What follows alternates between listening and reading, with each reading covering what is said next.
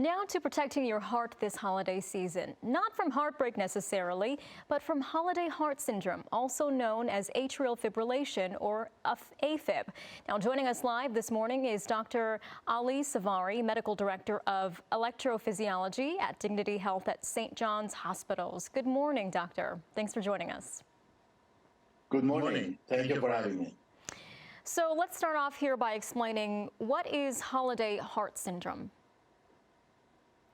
Holiday heart syndrome refers to a heart condition that is due to an irregular abnormal rhythm problem in the heart. It presents with palpitations and it can have serious consequences. And how could the holiday season really ramp up symptoms of this? There is a particular link to alcohol consumption and atrial fibrillation or irregular heartbeat. And during the holiday season, there is an increase in alcohol intake as there are more social events. And this is the main link. And there are also other heart conditions that their incidence increase during this holiday time, such as a heart attack and increase of heart failure. Now, with all those conditions that you mentioned, how can you lower a lot of these risks when it comes to the holidays? Very good question. It comes down to what are the reasons for this increase in incidence of the issues.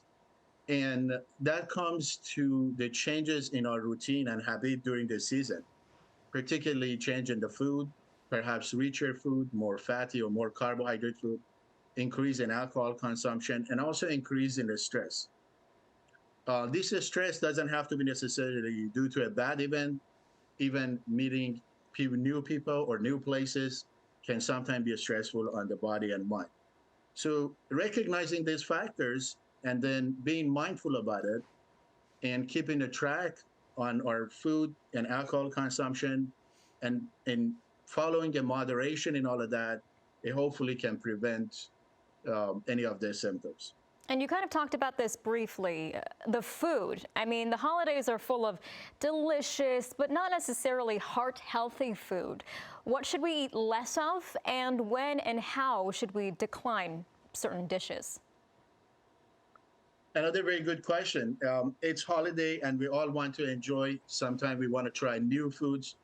In some degree of deviation from our routines and the best diet is unavoidable.